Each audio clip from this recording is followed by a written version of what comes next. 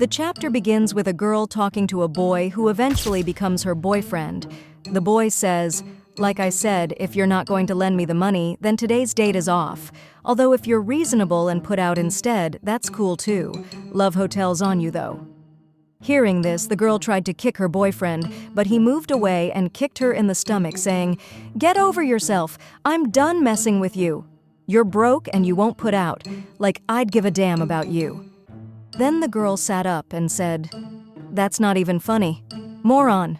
Fish brain." After that, we see the girl and her friends sitting in the classroom and talking about the guy. The girl says, "You're supposed to be comforting me. He was my first boyfriend." One of her friends replies, "I told you not to get involved with that guy. Can you even name one good thing about him?" Then the girl says, "He looked like Ken Takakura." Her friends are annoyed to hear that. The girl shouts, "What's wrong with that? I like hard-boiled tough guys like Ken Takakura." Following this, some guys are bullying a boy, throwing paper at him and saying, "Quit looking at me, you're creeping me out." Then they put a magnet inside a piece of paper and were about to turn it towards the boy. Suddenly, the girl comes and sits next to the boy, starting a conversation with him. The boys stop bullying him. After that, the girl is walking in the hall and the boy comes from behind her and says, "Miss Momo Ayase, I know what you're into. I know what you're into." Then the girl says, "How many times are you gonna repeat yourself?" The boy says, "For a person like you, Miss Ayase, to come talk to a fellow like me, there can be only one explanation." Momo says, "I think you've got the wrong idea. I'm not trying to be your friend." Then the boy says, "This is what I'm talking about." He shows Momo a book with the text, "President Obama has already been to Mars, the whole of Project Pegasus revealed." Then the boy says, "You're interested in the paranormal, aren't you?" Momo says, "Nah, I don't believe in UFOs or aliens." The boy says, "I'm talking about UAPs, not UFOs, unidentified aerial phenomena." Momo gets annoyed and says, "Enough already, geez." Then the boy goes into serious mode and says, "The American military has officially acknowledged the existence of UAPs and has been reorganized as the Space Force, while Japan has founded the Japan Air and Space Self-Defense Force. Any way you look at it, they're preparing for a space war." Then Momo says, "Can I go now?" The boy says, "Huh?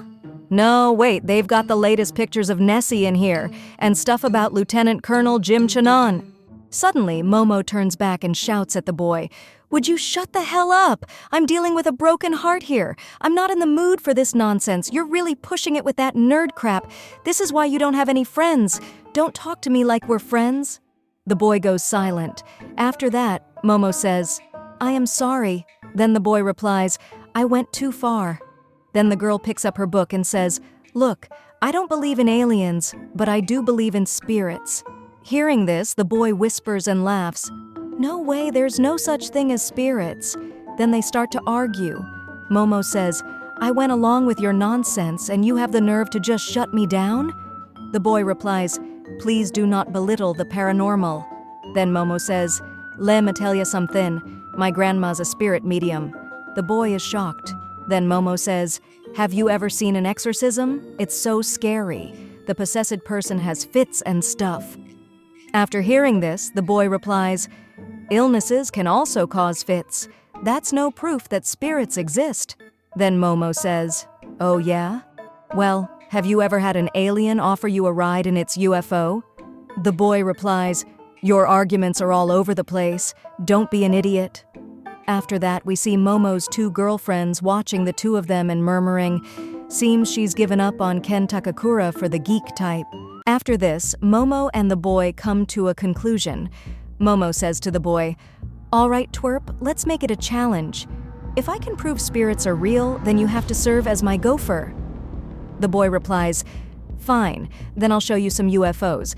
And when you finally see one, then you'll serve as my gopher, Miss Ayase."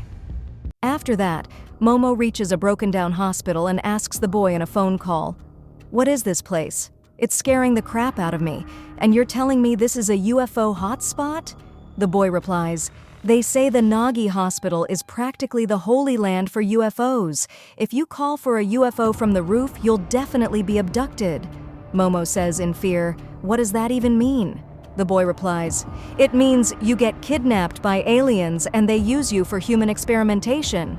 Momo stops and says, "Whoa, hold on, have you been experimented on?" The boy replies, "Most of the people who are abducted have their memories wiped." Then Momo asks the boy, "Listen, you've never actually seen a UFO, have you?" The boy says, "Have you heard of regressive hypnosis?" Momo says, "Quit dodging the question." Then the boy replies, "Whether I've seen one or not is inconsequential. The question is whether or not the argument is solid." Momo annoyingly says, "Just shut up already," and asks the boy, "How are things going on your end?" Then we see the boy also arriving before a tunnel and saying to Momo, "Now then, I shall prove to you once and for all that there is no such thing as ghosts." Then Momo asks, "Hey, you aren't actually scared, are you? By the way, they say you are guaranteed to see something there. It's famous on the net. They say a loud voice is the most dangerous thing of all on the net." The boy asks with fear, "Wait, why do you keep saying on the net? Have you seen a spirit, Miss Ayase?" Momo savagely replies, "Nope." The boy says, "What? You had some nerve talking so big before. Take back all that stuff you said. You've never even seen a spirit, but you still believe in them. That's just bizarre." Then Momo replies, "I told you, my grandma's a spirit medium, and we were like real close, 'cause I've got no parents." Then Momo tells the boy about her past, how she used to hate her grandmother because she used to ask her to do a ritual every day before leaving home. Her friends used to laugh at her for this ritual, but she later realized that through that hatred, she loved her granny more than anyone. This is why she believed in ghosts. Suddenly, the boy finds himself in front of a weird old lady ghost. The granny ghost says to the boy, "I'll let you suckle my teats if you let me gobble your schlong." The boy starts to run in fear, and Momo says, "Wait, whatever you do, don't run." Then the boy comes out from the tunnel saying, "Just an old lady, just an old lady." Meanwhile, Momo says, "Stop right now. The net says that's super dangerous. Do not let her overtake you, no matter what. If you lose the race against Turbo Granny, she'll put a curse on you." On the other hand, suddenly Momo sees 3 weird people in front of her. She also tries to run away, but those weird men tear off all her clothes from behind. Then we see Momo being held in a place and surrounded by those weird people. One of them says, "Hello to you, woman person. We are Serpoians. We are called that because we come from the planet Serpo. Please do not be afraid. We are a friendly people." Momo replies, "Friendly people don't strip girls naked. Where are my clothes?" Then one of the Serpoians says, "Your things are being handled with care." Momo shouts, saying, "They're torn to pieces. You owe me compensation." Then another Serpoian says, "Our species has only males. Therefore, we increase our numbers through cloning technology." Momo ignores and replies, "And I want to leave now. Could you let me out of this thing?" Again, the Serpoians ignore Momo and say, "However, when every individual is identical, evolution of the species does not occur. As a result, conflict and emotions such as joy, anger, grief, and pleasure have been eradicated. And so, in order for us to reacquire reproductive functions, we wish to have your kind's banana organs. We will now perform the boy sex act. After performing sex with you, we will extract your womb and banana organs for our research." After hearing this, Momo was shocked. Then they did something like hypnotize Momo, and just as the alien was about to begin his thing, suddenly a Turbo Granny possessed boy appeared from the girl's phone.